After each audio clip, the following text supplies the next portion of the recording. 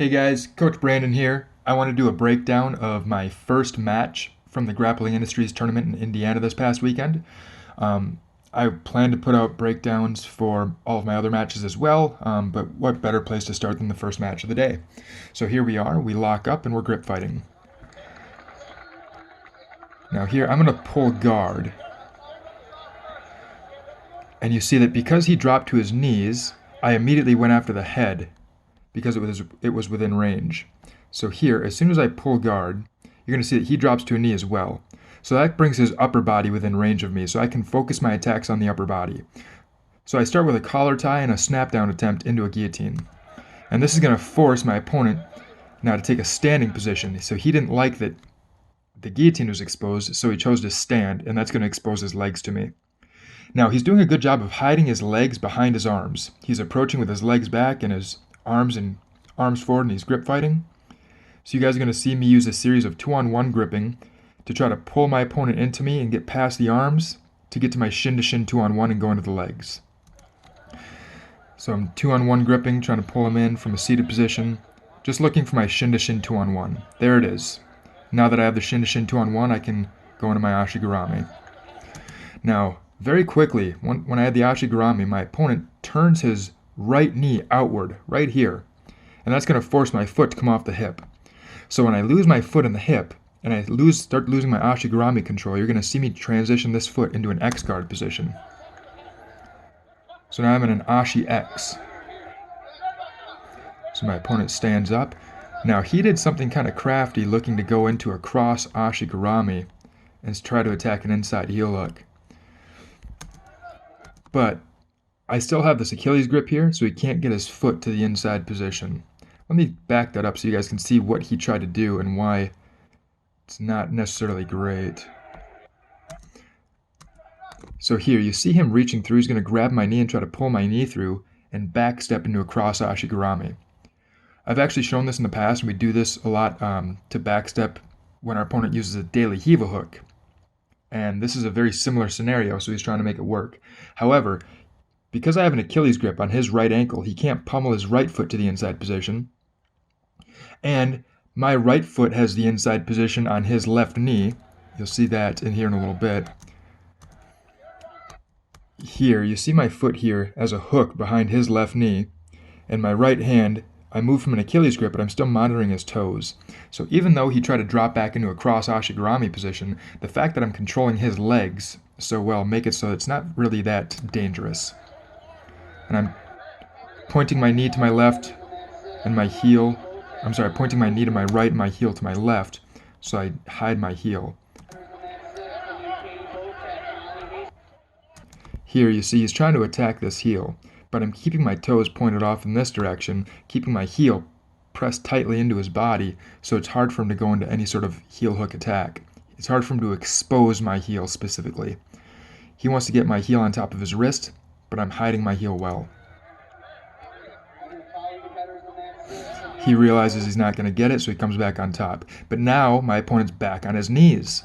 So I go right back to the upper body and I snap his head down into a front headlock attempt, into a guillotine. Now as I come up with the guillotine, this was actually a mistake on my part. I should have wrapped with my left leg around the body to stop him from passing this direction. I don't want him passing to this side, to my left, because that's going to, that would put him in side control. So I should have put this leg up. Instead, I put this leg up to block him from going to my right, but he doesn't want to go to my right. So that was just an error on my part. I should have kept my right foot on the floor and tried to bring my left leg up. Oh well. So he stands up out of it. I realize I'm losing the guillotine, so I pull closed guard, and I immediately establish a scoop grip here, as well as a posture control. So I have a collar tie to control the posture, and a scoop grip to control the angle, and that's going to let me start climbing up the body into armbar attempts. Now right here, I went into the armbar maybe a little too quick. I think I should have put more pressure on him over time, rather than trying to go for the armbar right away, because right now, as you see, I have no posture control. I have no control of his posture there. So what I should have done, I think, is I should have stopped right here where I have a top lock. Okay, so I'll go back a little bit. I pull, My scoop grip, I should have stopped right here and kept some pressure on him over time, maybe worked some pendulum sweeps, but I got anxious, excited, and I brought my right leg over the head right there immediately, going for an arm bar. But as you see, my feet are pointing up to the ceiling. I have nothing curling down in the back of his head, so I have nothing controlling his posture. So look at how high he's able to get his head and shoulders. This is just not a good armbar attempt on my part. But it's keeping the pressure on him. He's eventually going to be able to shuck that off because, again, I did not a great job controlling the posture in the moment. So now we're working closed guard. I'm trying to break his posture, use 2-on-1 grip fighting, and pass his arm across the center line. Once that starts to fail, I might go inside position, bring his arm out and away from the center. So there I got the inside position. I might go clamp. Instead, I try to sit up. It looks like I'm looking for a guillotine or a hip sweep. Don't find success, so I go back down. I break him down with a knee pull. And we're resetting back in the center.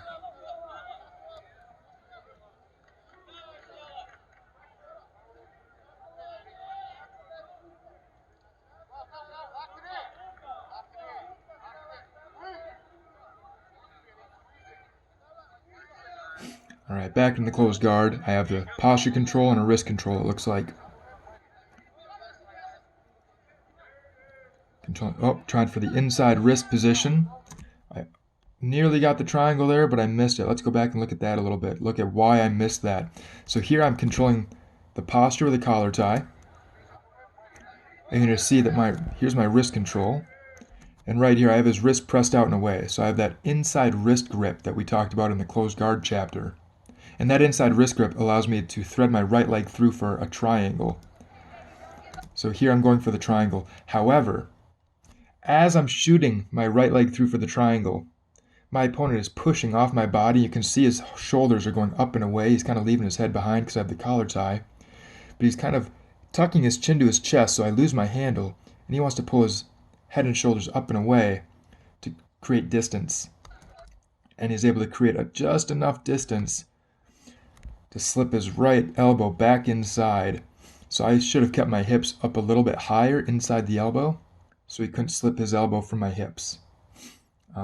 My hips here are flat on the mat. I've got my hips low, so again, I probably could have done a little bit better trying to keep my hips a little higher. And now he goes back to his feet. So he's out of the closed guard, sick of defending the upper body attacks, the guillotines and the triangles, so he goes in the arm bars. Wow, yeah, I put up a lot of attacks. Guillotine, then an arm bar, and then a triangle. So he's had enough of the upper body submission, so he stands back up. Trying to get his upper body a little further away from me.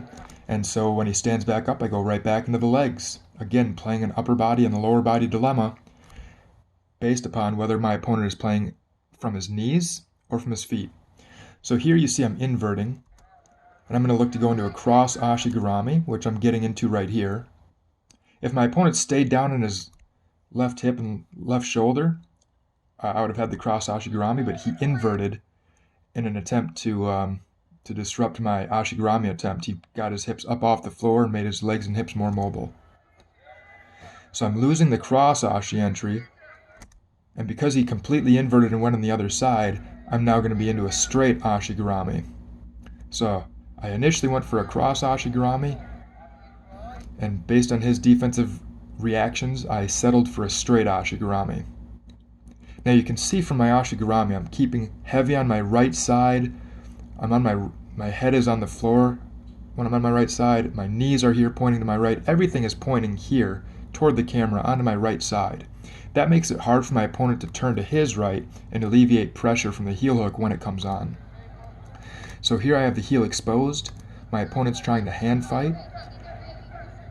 And I'm extending my body, lifting the heel, and driving my hips through the knee to eventually get the outside heel hook submission. So we'll see that again. So here, once again, you're going to see, let's look at that closing series. I'm going into the upper body attacks again. I'm shooting my triangle. He stands up in response to my upper body attacks and exposes his legs. So now I'm going to go into the ashigarami. Try to invert into cross ashi. He inverts to defend, and he comes out of the inversion on the other side and forces me into a straight Ashigurami position. You see me driving my feet to the inside position until eventually we end up in straight ashi. I expose the heel, and I take the win. One last thing I want to talk about. Again, the importance of inside position and a knee off the mat.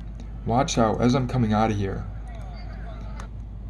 watch how I'm going to take my left foot here, and I'm going to physically just drive it into the inside position. I'm pushing, just trying to wedge my foot here in between his two legs and take the inside position from him. And eventually I get the breakthrough, and I get the inside position that I need. And then once again, there's the heel hook. So again, a lot of dilemma between upper body and lower body. When he was on his knees, you saw me attacking guillotines and arm bars and triangles. And if he got up on his feet, you saw me going into straight Ashigurami and cross Ashigurami. So that dilemma between upper body and lower body can allow you to stay offensive and keep the pressure on your opponent. Just as a quick lesson, let's go back here, because a lot of times people have trouble transitioning from upper body to lower body. And what I mean by that is it's a mental transition, okay? So when I'm here, I'm thinking triangle initially, and a lot of people get focused on the upper body, like, oh, triangle, and then that means arm bars and omoplatas are there too. But people don't think about the upper body and the lower body together. They think about one or the other, or they tend to. I'm trying to encourage you guys to always see the entire picture of jiu-jitsu and keep an open mind as to what attacks are available to you. Many people, because they were already in a mindset of attacking the upper body, they would keep trying to attack the upper body here, even though it would be kind of difficult to do. So you got to be able to make that transition and say, okay, now upper body attacks are not the most appropriate. It'd be easier to go into lower body attacks. So having the flexibility and the open-mindedness to switch from lower body to upper body and upper body back to lower body based on your opponent's defenses will help you get the breakthrough against tougher opponents over time. All right, hope you guys enjoyed this breakdown. Hopefully you learned something and can add it to your own game. And stay tuned for the next one, which I'll probably post up in the next few days.